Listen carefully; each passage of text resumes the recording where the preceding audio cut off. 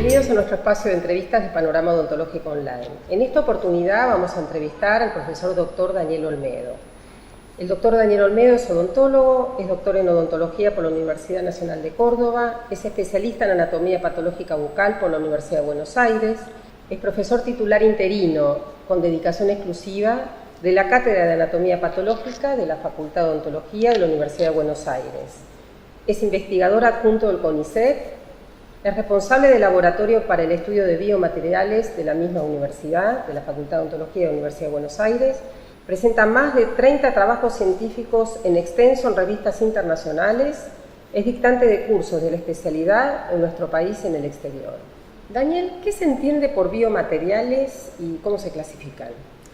Bien, bueno, si uno hace una búsqueda en la literatura o recurre a internet, que es lo más común actualmente, encuentra muchas definiciones del término biomaterial. Es más, entre los expertos tampoco hay una única definición con la cual podemos definir, pero en líneas generales podemos definir a los biomateriales como aquellos materiales naturales o sintéticos, mayormente sintéticos, que se utilizan para estar en contacto con el tejido del organismo y que van a devolver alguna función, restituir un órgano, devolver una función, etc. Williams, que es uno de los investigadores que trabaja más en el tema, define a los biomateriales como aquellos materiales utilizados para la fabricación de dispositivos biomédicos, ¿sí? Para devolver justamente alguna función. ¿Por qué digo esto? Porque la gran mayoría de los biomateriales se utilizan con fines de fabricar dispositivos biomédicos para ser aplicados en el organismo, como los implantes dentales, válvulas cardíacas, prótesis coxofemorales. Pero hay un porcentaje de biomateriales que no están en contacto directo con los tejidos, por ejemplo, los biomateriales que se utilizan para la fabricación de aparatología para diálisis, donde, si bien está fuera del organismo, la sangre del paciente, que es un tejido, está en contacto con este material y es considerado, por supuesto, un biomaterial. O, por ejemplo, en otras áreas, por ejemplo, en el área de la veterinaria, los instrumentales que se utilizan para la inseminación artificial también están realizados con biomateriales, o para el cultivo de ostras, también los materiales que se utilizan para el traslado de las ostras también son considerados biomateriales. Es decir, que la ciencia de los biomateriales es muy amplia. ¿Sí? Nosotros en el área biomédica nos dedicamos a los biomateriales para el uso de dispositivos biomédicos. ¿Y cómo se clasifican? En la segunda pregunta, en general en 4 grandes grupos. Los polímeros, que es el mayor grupo de uso, biomateriales metálicos, ¿sí? Biomateriales que son combinación de alguno de ellos, materiales naturales y cerámicos. ¿Sí? Esa es la gran clasificación. Daniel, ¿todos los biomateriales tienen el mismo comportamiento en relación a la regeneración de los tejidos? O sea, ¿se comportan todos de la misma manera y con respecto a la osintegración? Bien, respondiendo a tu pregunta, hay que tener en cuenta un concepto que es de biocompatibilidad. Cuando uno habla de biomateriales, no podemos dejar de hablar de biocompatibilidad, digamos que es el estado de mutua coexistencia entre el biomaterial y el tejido que lo rodea, ¿sí? Sin embargo, tenemos que tener en cuenta que estos biomateriales, estos dispositivos biomédicos son cuerpos extraños para el organismo y de la biocompatibilidad depende la mayor o menor respuesta. Cuanto más biocompatibilidad tenga ese biomaterial, mejor respuesta se espera, mejor respuesta tisular. Entonces, cuando uno coloca un biomaterial en contacto con los tejidos, siempre se va a desencadenar un cuadro inflamatorio, ¿sí? El cuadro inflamatorio que luego va a disminuir en intensidad para dar entrada o dar lugar a lo que es el cuadro reparativo. Ahora, los diferentes tipos de biomateriales tienen diferentes características físico-químicas y esas características físico-químicas van a modular en intensidad y en duración el cuadro inflamatorio y el proceso reparativo. Ese es un concepto general. Y también tenemos que tener en cuenta qué tipo de tejido va a estar en contacto con el biomaterial. No es lo mismo un implante metálico de titanio que va a estar en contacto, por ejemplo, un implante dental, ¿no?, con el tejido óseo o una prótesis coxofemoral, que una válvula cardíaca donde va a estar en contacto con el tejido muscular. ¿Sí? Entonces, tanto las características físico-químicas del biomaterial o el dispositivo que está hecho con biomateriales y las características del tejido son situaciones que van a interactuar y que van a modular la respuesta de los biomateriales. ¿Sí? Dependiendo después, particularmente, si hablamos de cada uno de los biomateriales, tendrán particularidades, características propias, ¿no?, dependiendo de la respuesta tisular. Y con respecto a la osintegración, se aplica el mismo concepto. Si bien la osintegración fue definida inicialmente para los implantes metálicos, especialmente el titanio, ¿sí? Hoy hablamos de osseointegración para otros materiales, biomateriales que no sean metales, por ejemplo los sustitutos óseos, ¿sí? Donde también el tejido óseo va a entrar en contacto con esa superficie del biomaterial, produciéndose lo que se denomina osseointegración o bone implant contact, que es lo que se utiliza en la literatura internacional. Pero también el titanio, el implante metálico o el sustituto van a modular estas dos respuestas iniciales, la inflamación y luego el proceso reparativo, ¿sí?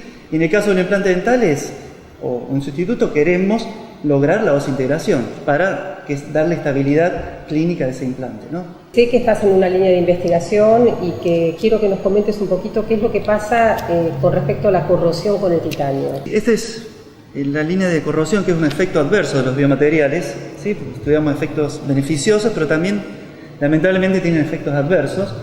Y hace más de 15 años que en el Laboratorio para Estudio de Biomateriales iniciamos esta línea de investigación junto al doctor Cabrini y a la doctora Guglielmotti. Y la corrosión se define como el deterioro que sufre el metal debido a la acción de los fluidos orgánicos, y produciéndose lo que se llama una corrosión electrolítica, en el cual los fluidos orgánicos actúan como fluido electrolítico, creando corrientes que va a determinar el pasaje de iones y o partículas hacia el medio, ¿sí? Eso sería el concepto de corrosión electroquímica, que es lo que pasa cuando se coloca un implante dentro del organismo. Otro concepto que está de moda es el concepto de la tribología, de la tribocorrosión. La tribología estudia el desgaste mecánico de las superficies, por ejemplo superficies metálicas. En una prótesis coxofemoral la fricción genera también partículas. Eso se estudia la tribología, la fricción y el desgaste. Cuando se combina la corrosión, que es electroquímica, con el proceso mecánico, hablamos de tribocorrosión. Y es lo que ocurre con los implantes en el organismo, ¿no? Y es un término que es relativamente nuevo, que es importante que la comunidad esté al tanto de ese tema. Y bueno, con respecto a la corrosión del titanio, en principio se creía que era un material totalmente inerte, hoy se sabe que no, y esto lo decimos basado fundamentalmente en los estudios de material humano. Nosotros recibimos implantes en nuestro laboratorio, en un servicio de estudio de implantes dentales humanos fracasados, donde nosotros estudiamos la interfaz, es decir, esa superficie de contacto entre el biomaterial y los tejidos que lo rodean. Y por ejemplo, hemos visto la presencia de partículas metálicas, que nosotros después realizamos estudios para determinar químicamente la composición química de esas partículas, y hemos visto que corresponden a titanio. ¿Y dónde están estas partículas? Pueden estar sueltas en el medio periimplantario o dentro de células que son los macrófagos. Estos macrófagos fagocitan este material, y este material no es inerte para estas células. ¿Por qué? Porque estimulan al macrófago a que liberen mediadores químicos de la inflamación. Interleuquina 1, interleuquina 6, etcétera, etcétera. No los voy a aburrir con datos tan específicos, pero son mediadores químicos que no son tampoco inertes para el sistema.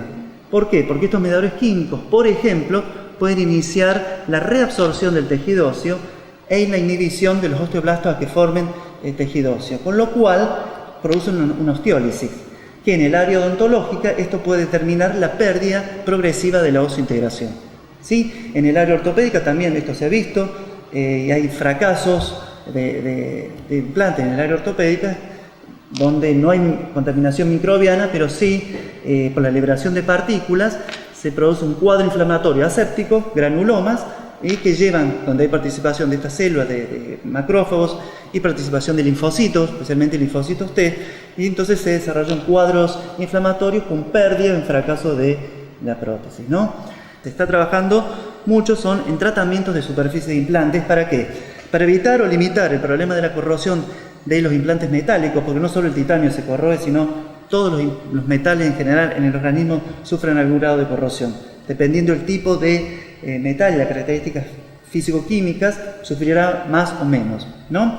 Por suerte el titanio se protege espontáneamente con una capa de dióxido de titanio, que es un óxido que limita en gran parte la corrosión. Sin embargo, sigue existiendo, ¿no? Pero bastante limitada por esa situación. Entonces, volviendo a los tratamientos de superficie, se tratan de limitar el problema de corrosión y favorecer la osseointegración. Esos son los dos objetivos claves que tienen estos tratamientos de superficie. Y en el mercado tenés muchísimos tipos, las empresas que son secretas para diferentes tipos de empresas, pero por ejemplo el blastinado ¿sí? Por ejemplo, la oxidación anódica, por ejemplo, el plasma spray, ¿sí? Que todo esto tratan de crear rugosidades en la superficie para favorecer, digamos, que el osteoblasto llegue a esa superficie biocompatible, secrete su matriz y también haga, además de una unión química, una unión física con la superficie.